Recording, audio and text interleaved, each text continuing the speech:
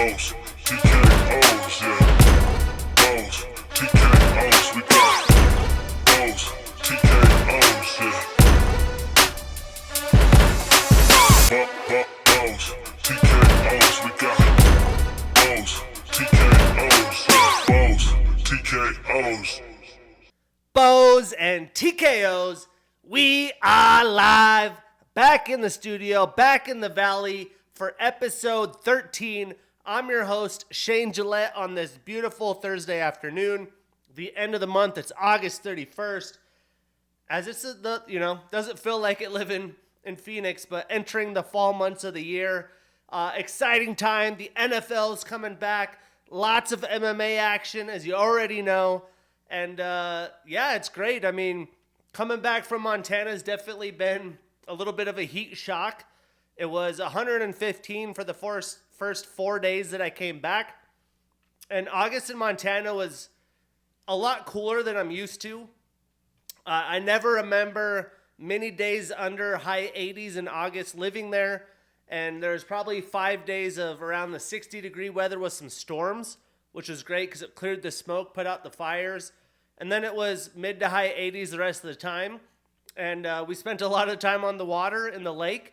So coming back, I've been dying. I've been living in the AC life. Got my cold plunge coming back. Never realized how much I loved the cold plunge until I didn't have it for a month. And just really the kind of cheat code-like aspect that cold plunge brings to my day-to-day routine, my life, it's been a blessing. But trying to acclimate back in Arizona, Labor Day weekend, fantasy football drafts going on, going to a Drake concert, Drake and 21 Savage next week. Super stoked about that. And then we'll be heading to Vegas soon to see Steelers Raiders Sunday night football. That's going to be a ton of fun. In a few weeks after that, I head to LA to go watch Steelers Rams. 2 new stadiums. It's a blessing. But enough of my life. Let's jump right into MMA. As you know, these international cards haven't been stacked, but a fun little early card last weekend. The zombie retirement. We have the return of Thug Rose moving up to flyweight. I feel like not enough people are talking about it. Ciryl Gane in Paris. And lots of MMA fights that have been booked. So kicking it off, we had a Dana White Contender Series alum, Peyton Talbot, who we just recently talked about. And looked really good. Very young fighter, taking on Nick Aguirre November 18th. So excited to see what Talbot can do in his UFC debut. We have Gabriel Bonfim and Nicholas Dalby November 4th. The young stud Gabriel taking on the veteran who's on a high rise. So that should be a really great stylistic matchup. A lot on the line for Dalby. We got Nasrat Haparis coming back to the octagon, taking on Landon Quinones, an Ultimate Fighter alum who didn't win, but is getting a UFC opportunity on a pay-per-view card, UFC 293. I believe that's the Sydney card coming up. Some veterans here. We got Darren Elkins, TJ Brown, October 14th. I would not expect that to be anything less than a straight banger as long as it lasts. A very high-quality fight in the women's MMA. We got Amanda Ribas, Luana Pinheiro, November 18th. A huge bout for Ribas after the last loss. Really excited to see that one play out. And not the fight I was expecting, but excited to see this guy back in. We have Joe Pfeiffer, Be Like Joe, taking on Abdul Razak Al Hassan, October 7th. Nothing against Abdul, but I was hoping a little bit higher up in the climb and the rankings. I doubt anyone wants to fight Joe, so an opportunity for him to keep the win stacked up. And another really interesting bout, Paul Craig, Brendan Allen main event, November 18th, right before Thanksgiving. That's a huge bout against one of the most prolific fighters in the UFC roster. The young Brendan Allen getting a chance to do that and climb up the rankings. And for Paul Craig, a fast track to go to the middleweight upper echelon of the division. And then Anthony Hernandez pulled out of his fight after Chris Curtis pulled out of his fight. Roman Kopylov inserted because of short notice. Because Anthony Hernandez is out now with the torn ligament. Josh Fremd is in. So we got Josh Fremd, Roman Kopylov after two guys have pulled out. And then this has been surfacing around the internet. We posted on Thursday Thoughts today at bowsandtkos social media. Ronda Rousey open to UFC return at UFC 300. I mean, there's a lot of specifics, and you could almost say like conspiracy theories about what's going down at UFC 300. I would not be shocked now that Ronda Rousey is a free agent if she came back. I talked about her fighting for the featherweight championship. I'm not too sure what her weight's at, but maybe a fight with Miesha Tate would make sense as well. So we got specific numbers on the Jake Paul-Nate Diaz fight. Not super specific numbers for UFC 292, but Jake Paul-Nate Diaz did $450,000 or 450,000 pay-per-view buys, which is quite a good number for them in spoof boxing, video blogger boxing. That's pretty good numbers. And then UFC 292, the Sugar Show, estimated, not official. Sean even talked about it on the Bro Malley show. It's hard to get specific with these numbers, but roughly 500,000, which is a pretty solid number. The only one to really climb over 700,000 is the McGregor show. Conor in his title fights is upcoming to a title. So 500,000 for the first title fight of the Sugar Show. If you don't know, now you know. Can't wait to see what those numbers officially are. And if he could really bring in that star power. But enough of that. We had 2 episodes of the Contender Series. Was able to get episode 3 and 4 in for this week. Episode 3 recap. We had Luis Pujols. He looked good at featherweight. Pretty solid fighter. Zachary Reese got a contract via an armbar submission. But he was really getting wrecked until he just kind of slid into that armbar on his back. So Zachary Reese, welcome to the UFC. But, really want to see what he can do moving forward. And then Obon Elliott got a majority decision win, but it was a scrap. Dana gave him a contract. So first episode that not everyone got a contract. And to be honest, the fighting competition here was meh. I thought the most exciting thing so far, a Contender Series, is probably Peyton Talbot, who I talked about being booked against Nick Aguirre November 18th. And then episode 4. This was the best episode with the most quality fights I think that has been out this season. And this is what the Contender Series is all about. Dana keeps hyping it up, how it's the shit. This is the only way to go. Well, Bolai Oki with a round 1 TKO. Savagery. And I thought his opponent looked really good as well. And then Thomas Peterson getting a round 2 submission. He gets a contract. And although this guy didn't get a contract, only 24 years old, Timothy Kawamba, I thought he looked great. I did not think he actually won the fight. They gave him the decision, though. He did not get a contract, but I'm sure we'll see him back. Potentially another Contender Series opportunity or a couple circuit fights coming back. This kid looked really good. And then the whole storyline of the whole episode was how hyped up the kickboxer Yusri Belgori is. He had kickboxed with Izzy, Alex Pieta, beat Alex. He trains with Alex and Glover now. They're friends. And what makes him so intriguing is he's got a height of 6'5" and just reached for days. He looked like what was the number 1 overall draft pick? The guy that got drafted to the Spurs. So uncoordinated, long and lanky. He just was slow. He didn't, them talking about him beating Alex, I thought he was going to make a statement and climb right up the ladder board in the UFC as well. He didn't even get the victory. Marco Tulio just battled with him, out-endured him, and really just, forced a close-range fight and was up against the cage with Yusri most of the fight. So interesting that, they hyped this guy up so much. He couldn't get the dub. No contract done there. And then Carlos Prates with a round 1 knockout. Look out for Oki. Look out for Kawamba. Look out for Prates. These guys all looked great. So excited to see what the next few episodes of the Contender Series brings in. Moving on, we also had PFL this past week. We had some interesting semifinal matchups. We had Magomed Kirimov, unanimous decision over Solomon Renfro. I didn't think Magomed looked fantastic in this fight. I expected more from him. Sadabu C with a split decision victory over Carlos Leal. Sadabu's definitely improved his wrestling and grappling takedown defense. Carlos had him up against the cage multiple times, couldn't get the takedowns. And Sadabu got a narrow victory just by getting enough strikes in. Debatably, though, this was a pretty lackluster fight. Sadabu got some good strikes in round 1. Round 2 and 3 was just him defending against the cage. And then OAM, Olivier Alboun Mercier with a round 2 TKO over Bruno Miranda. OAM has looked fantastic. I think he's fighting at his peak right now. I'm really interested to see how these matchups take place. You're going to get Sadabu C, Magomed Kiramov, and then the main event, Shane Burgos, another L in the PFL. His stock is sinking, but golly, this was a fight of the year candidate no matter the promotion. Clay Collard with the unanimous decision. This guy's just a savage, man. I mean, straight savage.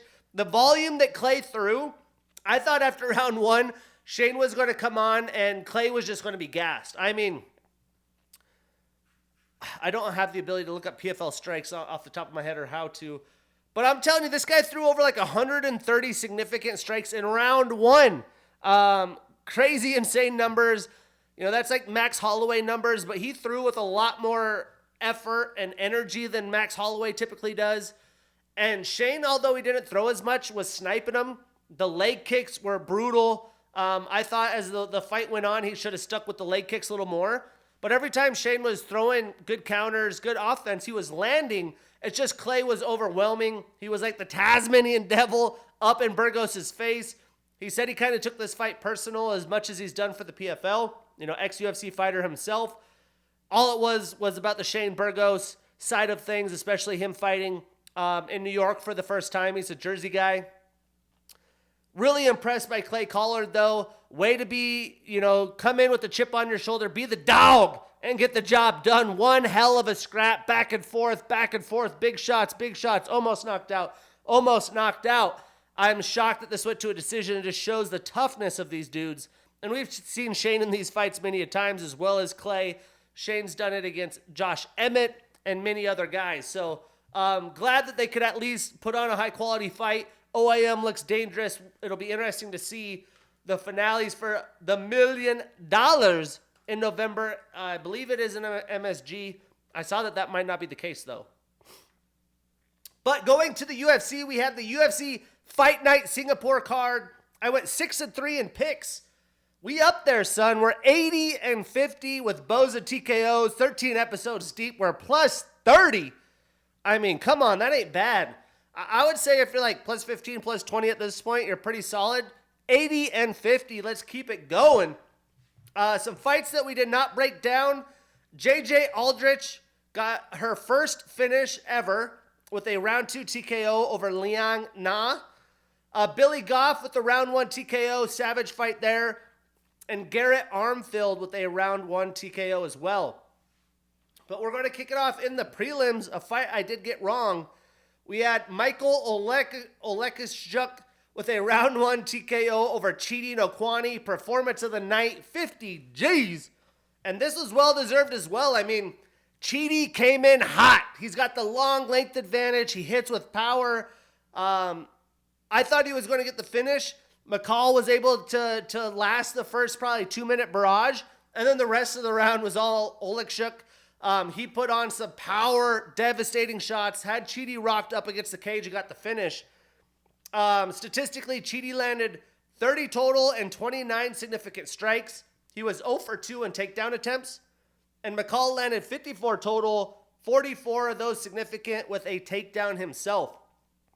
So McCall, he starts a new winning streak. He moves to 3-2 since 2022. And Chidi extends his losing streak to 3. He is 3-3 since 2021. Either way these guys go, it's going to be a banger. So here's some bangers. Give me Michael and Bruno Ferreira, the UFC newcomer with a lot of power. And how about Chidi versus Phil Haas? That's a banger. Make it happen. Moving on, we had Waldo Cortez Acosta with a round 1 knockout over Lukasz Brzeski. And, Waldo, since he's been a Contender Series guy and earned his contract, we know he comes from a boxing background, possesses some serious power. I'm just waiting for people to really challenge the mixed martial arts of his game. Lucas did not have that opportunity. I mean, Waldo landed some serious shots and was getting the finish early. It only took Waldo 16 total shots, 15 of those significant with the knockdown. And Lucas landed 15 total and 14 significant. So Waldo starts a new winning streak. He is 4-1 in the UFC. Lucas extends his losing streak to 3, and he is still seeking a UFC victory. So what's next? I mean, with Waldo, it could go a lot of ways. But I saw on, I guess we'll call it X. It's not Twitter anymore. On X, Martin hinted about this fight, Martin Buday versus Waldo Acosta Cortez. The way the rankings look and the young inexperience of Acosta, that fight makes a ton of sense. So I'm all for it. And for Lucas, if he is still on a UFC roster, he could fight another Contender Series alum, Jamal Pogues. But massive win by Waldo, massive win by Olegchuk in the prelims. In the main card, this was about, probably around 9 a.m. Pacific time. I had just gotten back from Montana. I was chilling in bed, watched the fights. I was like, sweet. We had Junior Taflo with a round 1 TKO over Parker Porter. Another performance of the night, 50 G's. And I did not pick Junior Taflo, but I am not surprised the way this went out. If Junior Tafa has a path to victory, much like his brother, it's going to be with big, loopy power shots. And he landed some big shots that put Parker down. I believe it was a body shot, if I remember right. And that really was it. Parker never had an opportunity to close distance, get him up against the cage, or get a takedown like I thought he would. Statistically, Junior landed 11 total strikes, 8 of those significant with that knockdown. And Parker only landed 3 total, 2 significant, was 0 for 1 on the takedown attempts.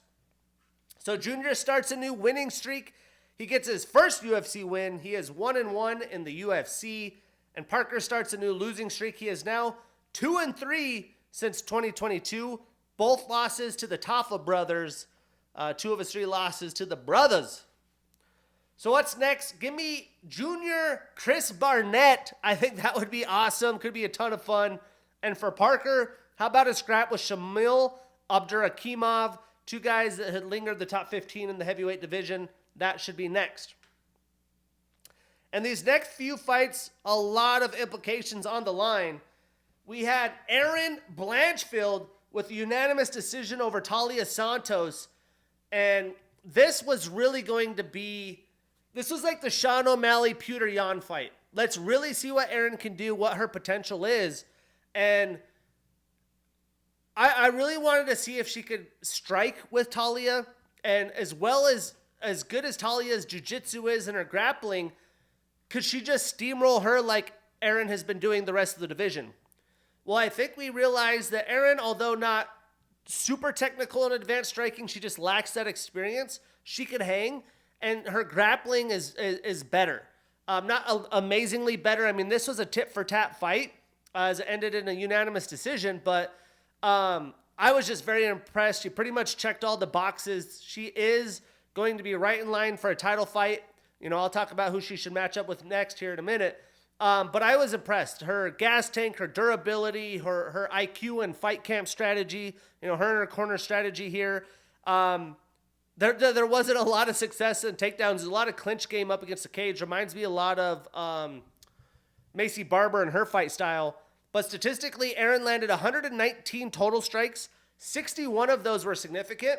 She was 0 for 14 in takedown attempts. And Talia landed 94 total strikes. 55 of those significant. She was 0 for 3 on takedowns herself. A lot of those takedown attempts were up against the cage. Grab a single, didn't go. Maybe a trip, a sweep, couldn't go. But Erin was able to land more strikes on the side of the cage that really made the difference.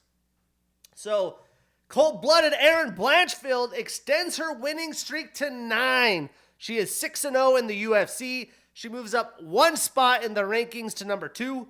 And Talia extends her losing streak to 2. She has not won since November of 2021. She stays at 4 in the rankings. So I know Erin asked for a title fight in her post-fight interview. I don't think the UFC needs to rush her. She's still young. I do think the winner of Manon Fiorot and Rose Namajunas this weekend, they're going to put on a show. The winner of that's going to get the next title shot this weekend. But Erin, she could try to wait, go to the gym and prove her game. Or she could take on another test. How about Caitlin Chukagian, kind of the gatekeeper of the division, really high-quality striker herself. I'm all for it. Hopefully Erin is as well. But what a great performance by Erin Cold-Blooded Blanchfield. And then another fight I got wrong, but the reason being makes a lot of sense. We had Giga Chikadze back in the octagon, unanimous decision over Alex Caceres. And Alex Caceres, first round came out dominant. I mean, Giga's been out for quite some time, and Bruce Leroy was in his face, killing him with volume, moving in all the right spots, and didn't let Giga get the power shots in close where he could land. But the problem is Giga threw that high Giga kick. Alex went to block it, broke his forearm in the first round. I figured maybe Giga hits too hard or Alex tired himself out a little bit because you could see the volume and the pace he was fighting really still out rounds 2 and 3. He was still smiling. He still went after it. The fact that he's still throwing with the broke forearm, what a badass. But the forearm was a big piece in this fight here. I think if that did not happen, Alex only needed to win one more round, and he still put up good volume the rest of the fight. I mean, you look at the stats over the fight; they're pretty even. Giga landed 65 total and significant. Alex 62 total and significant. Easily, Alex won round 1, Giga round 2. Round 3 was pretty close. So, I might be a little biased here, but Alex, without the broken forearm, definitely potential. Brutal loss for Alex at this point in his career. He's chipped into the top 15, got pushed out, chipped back in, got pushed out, fought young and up-and-comers, got pushed back. He was right back to where he wanted to be. Giga, I think, is overrated in the rankings. Still a quality fighter. I'm not saying that by any means, but Alex has been there, done that. He's so experienced. Brutal loss. Huge win back for Giga to get right back to where he was after the layoff. So Giga starts a new winning streak after that year and a half off. He is 3-1 since 2021. He's been rolling. He moves up one spot in the rankings to number 8. And Alex ends his 2-fight winning streak. He does start a new losing streak and stays at 15 in the rankings. He moves to 4-2 since 2021. So he's been cruising pretty good the past couple of years as well.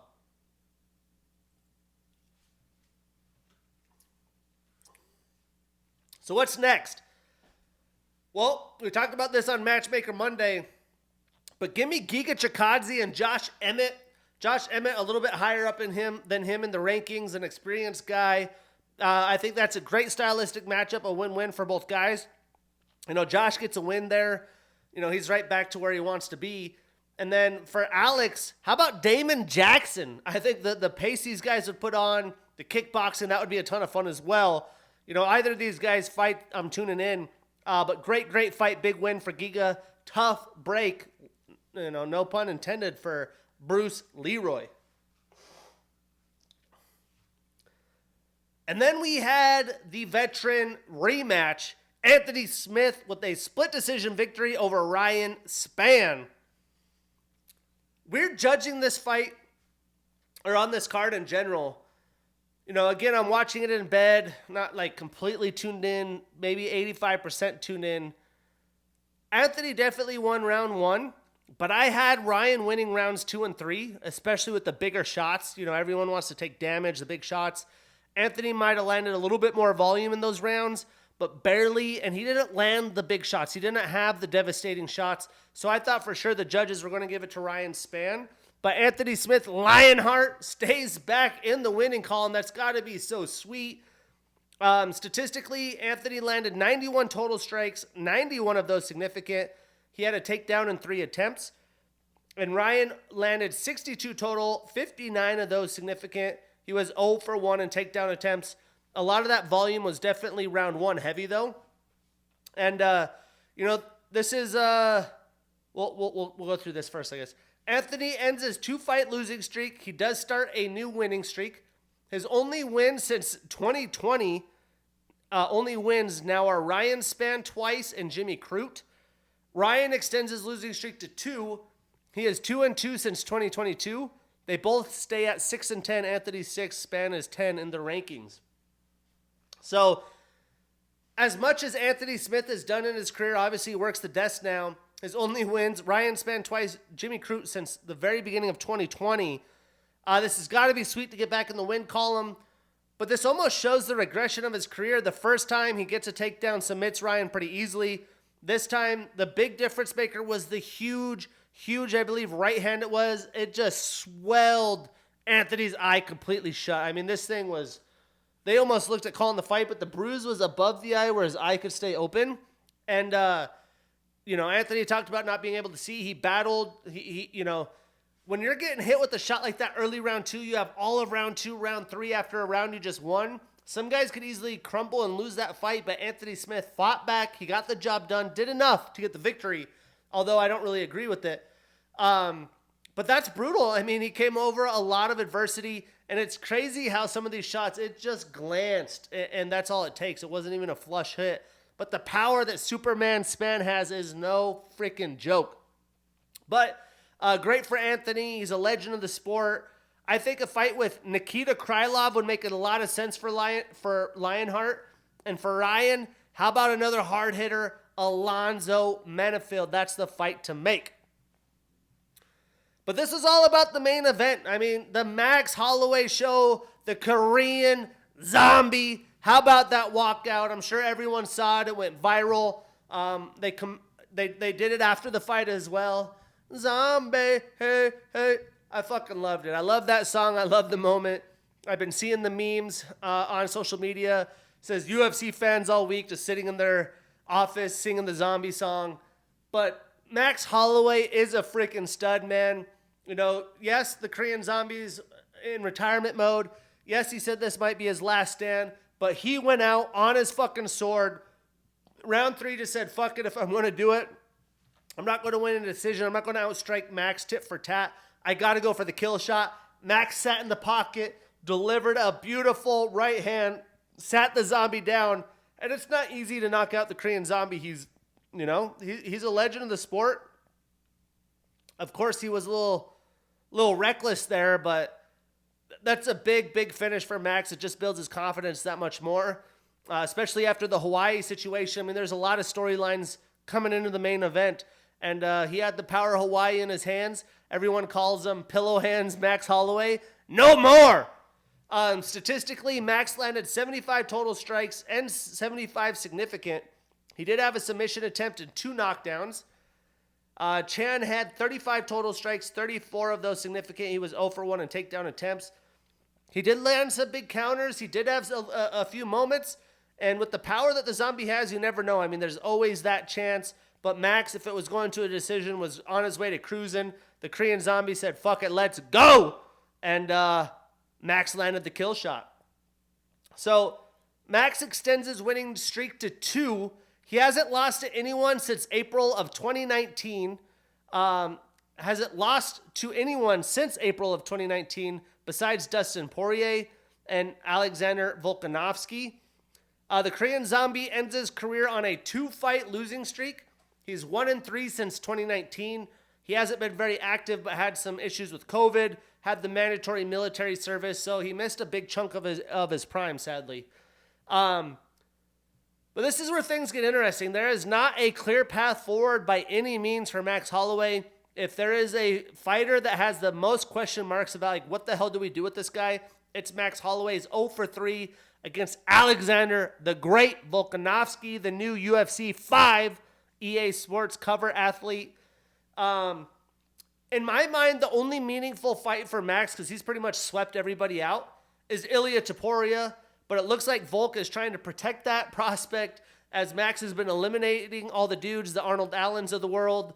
And with Aljo losing, obviously Aljo's not going to go up. I doubt Volk waits around to see what happens in this Islam Charles Oliveira fight. That would include another move up. So I'm assuming he's going to fight Ilia. So that kind of eliminates this for Max. And instead of beating up on, the 10 to 15s of the featherweight division or the Young Bucks, why not do another OG fight, like a lightweight or catchweight bout? And I know RDA just went up again, but give me RDA, Rafael Dos Anjos, Max Holloway, an OG fight. They've never fought. I think that would be fantastic. That would be a fight that gets the juices going for both guys. There'll be storylines for days, and it's going to sell. So I talked about that on Matchmaker Monday. You know, you get a win here. Let featherweight continue to shake out. You know, depending where Conor McGregor is and if he ever passes USADA and gets to fight again, if that Chandler-Conor fight actually happens in probably January, maybe February, you have an opportunity to fight Conor again for a rematch. It'd be a shit ton of fun. I'm sure Conor would be down for that as well. So give me Max Holloway, give me RDA, and then for the Korean Zombie, again, fucking tip of the cap to you. One hell of a career. We'll never forget the moment of him walking in and walking out to that song. Lots of cool feelings and emotions for the Korean Zombie in fucking Singapore, man. Talking about some overseas action, we're keeping it going this weekend. UFC Fight Night Paris.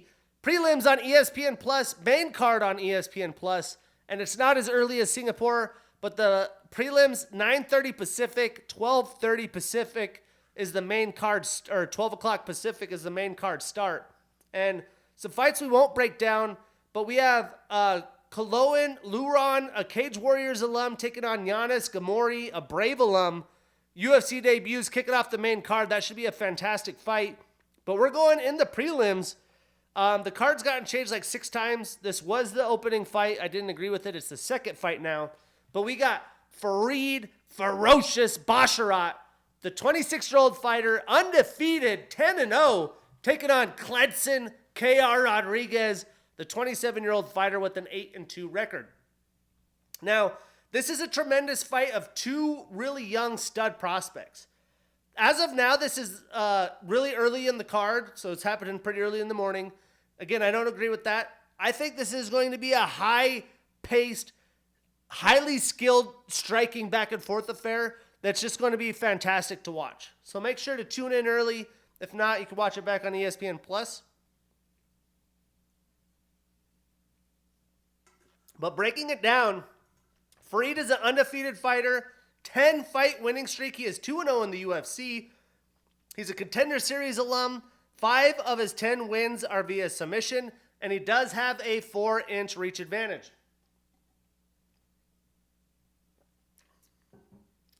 Now, Cledson, he trains out of Team Nogueira. He's on a 1-fight winning streak. He is a Contender Series and Jungle Fight alum, and 4 of his 8 wins are via knockout. Now, personally, I think Farid's just more well-rounded, a little bit more technical than Cledson. I think he might try to mix in some grappling moments in this fight. And Cledson's just very non-traditional. He comes at you at weird angles. He's going to keep the gas on the pedal and just fucking go for it all 3 rounds. This is going to be fantastic.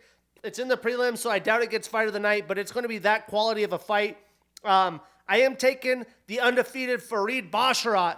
I am putting him on that parlay. We marking that ish down, and we getting that bread. Moving on, in the main card, again, not a super deep card, we got Volkan No Time Ozdemir, 33 years old with an 18-7 record and the number 9 next to his name, taking on Bogdan Guskov, 30 years old with a 14-2 record. Now, Volkan was supposed to fight Azamat Murzakanov, but he pulled out. So he gets a guy in his prime, he's rolling, making his UFC debut, and boy, does he have power in his hands. Now, Volkan has a kickboxing style. He's an orthodox fighter. He trains out of Kill Cliff FC. He was a 2017 Breakthrough Fighter of the Year. He's on a 1-fight losing streak and is 1-2 since 2021, so hasn't been super active. He is a Bellator alum, and 12 of his 18 wins are via knockout. Now, Bogdan is on a 4-fight winning streak. 12 of his 14 wins are via knockout. This is not going to go to the judges' scorecard. I highly doubt it. Bogdan has only been in the 3rd round once in his pro career. He got a finish early in the 3rd round when it did, so hasn't gone to a decision. I think this is going to be back and forth striking the whole first round. I'd almost assume Bogdan brings more pressure to Volkan. Watch out for those counter strikes. And if the longer the fight goes, I think the more it will favor Volkan Ozdemir. Now, this is going to get ruthless. It's going to get reckless. But I'm taking Volkan. I am putting him on that parlay. We marking that ish down, and we getting that bread. Another great fight of the night potential here. We got Benoit God of War Saint-Denis, the 27-year-old fighter with an 11-1 record, taking on Thiago Moises, the 28-year-old fighter with a 17-6 record. Again, fight of the night potential. Both men just on the edge of hitting their prime. When you have two young guys like this fighting in their primes right on the edge of the top 15, especially Thiago, who's been there before, it means a lot because then you're fighting those young killers in the lightweight division. It's very deep. You want to move back in there, have that chance, and a loss to each other kind of eliminates you from that opportunity. And Benoit just fought in the last Paris card, and I believe it was a first-round finish. So, breaking it down, Thiago has a BJJ background, obviously with the black belt. He's a southpaw fighter. He trains out of ATT. He's a Contender Series LFA and RFA alum. He is on a 2-fight winning streak, and 8 of his 17 wins are via submission. Now, Benoit is a southpaw fighter as well. He's got a black belt in judo, a brown belt in BJJ. He is on a 3-fight winning streak. He's a Brave alum. 9 of his 11 wins are via submission, and he does have a 2.5-inch reach advantage. Now, Benoit, he's on a very impressive run. Thiago, though, is so experienced at only 28 in UFC competition. I think he's ready for a run in the lightweight division. He's got patient but powerful striking, great grappling ability, and Benoit has been reckless. It's been working for him. He's going to come in hot. I think Thiago's going to have to weather the storm, look for the counters, look to get him up against the cage, wear on him. I am betting on the underdog, Thiago Moises. I am putting him on that parlay. We marking that ish down, and we getting that bread. The dogs are coming to eat. Speaking of dogs, man, we got a dog right here. Not enough people talking about her. We got Rose Thug Namajunas, the 31-year-old fighter with a 12-5 record, and the number 2 next to her name, taking on Manon the Beast Fiorot. 33 years old with a 10-1 record, and the number 2 next to her name. She's technically number 2 flyweight. Rose is number 2 strawweight. First fight in flyweight. Now, what's wild to me is that everything Rose has been through, she is 2 years younger than Manon. Manon was a stud prospect, came in, has really just beat the brakes off anyone and everyone, and still has not had a title shot. Both women, such highly skilled strikers. This is going to make for a very, very interesting fight, and I can't wait to see how Rose looks in the flyweight division. She's getting a thumper in her first bout. Breaking it down, Rose has black belts in karate, taekwondo, and a brown belt in BJJ. She's the former strawweight champion with 2 successful title defenses and won her first time. So 3 title defenses, 2 on one run, 1 on another. 6 of her last 7 fights have been title fights. 31 years old, 6 of her last 7 fights have been title fights, and no one's given her credit. Oh, the last fight against Carla Esparza, blah, blah, blah. I don't want to bring that fight back up. It was not fun to watch, but you got to beat the champ to be the champ. Carla did not beat the champ. She became the champ. It's just drama, man. But she's tied with Zhang Weili for second most title fights in UFC women's strawweight division history with 4. A woman that she's defeated twice, by the way. 3 of her last 5 fights have been fight of the night or performance of the night. She's fucking Thug Rose. Put some respect on her name. She is tied with Amanda Lemos and Jessica Andrade for the most finishes in UFC women's strawweight division history with 5. She is the first woman in UFC history to regain a championship title after losing it. She's about to do it again.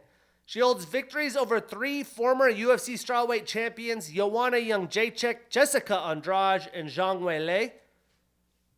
She was the 2017 MMA Fighter of the Year, and she had the upset of the year against Joanna Jędrzejczyk. She's the 2021 Female Fighter of the Year, the 2017 Knockout of the Year against Joanna.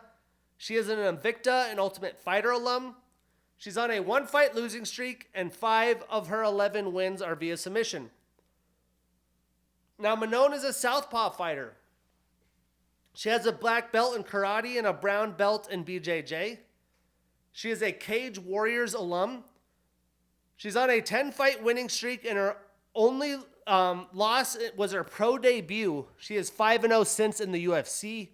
Again, if anyone wants it more than any girl, it's going to be Manon in her prime. She's already at 33. She hasn't tasted a title shot yet and hasn't lost in the UFC. She's full of confidence. You could hear that in the interviews this week. 6 of her 10 wins are via knockout. Again, the storyline is how can Rose do in a division up? We see this with men all the time. There's going to be a difference. I think a lot of that's going to be the power. Manon's a power striker, man. Compared to her competition, she hits harder. I do believe she will have the power advantage in this fight, so Rose is going to have to be careful. But Rose is a sniper, boy. She mixes things so well in the course of a fight. I think Rose is going to win with volume. I think she's going to make the fight close distance. I think she's going to end up winning on the scorecards, but she's going to bring the fight to Manon. Manon typically brings the fight to her opponents. And I wouldn't be surprised if Rose mixes in a little bit of grappling, some takedowns just to keep Manon guessing. But I think she's going to look to outstrike her and let the world remember that Thug Rose is fucking amazing. I am taking Thug Rose. Let me look. I think she's an underdog. I love when the dogs hit, you know what I'm saying? Plus 162. Hammer your money on Thug Rose. We're taking the underdog. The dogs are coming to eat. Hoo, hoo. I'm putting her on that parlay. We marking that ish down, and we getting that bread. Moving on to the main event. We got Ciryl Gane, the 33-year-old fighter with an 11-2 record and the number 2 next to his name, taking on Sergey Polar Bear Spivak, 28 years old, with a 16-3 record and the number 7 next to his name. Now, this is a clash of styles, a little bit different in the main event. It's really going to be interesting to see the mentality and how Ciryl shows up in front of the hometown crowd after his terrible outing against the GOAT, John Bones Jones. It's not easy to come back from losses like that. He didn't even get a fight like a minute. And Sergey, he's going to have a huge advantage with the grappling. That's why he is where he is. A win here for Sergey. He's right there on the cusp of a title shot. I think Ciryl is going to be prepared, though. I don't think he was prepared for what John did so early. I think he's going to show us the best version of himself in his prime, in the home crowd. I think he shows up, he shows out.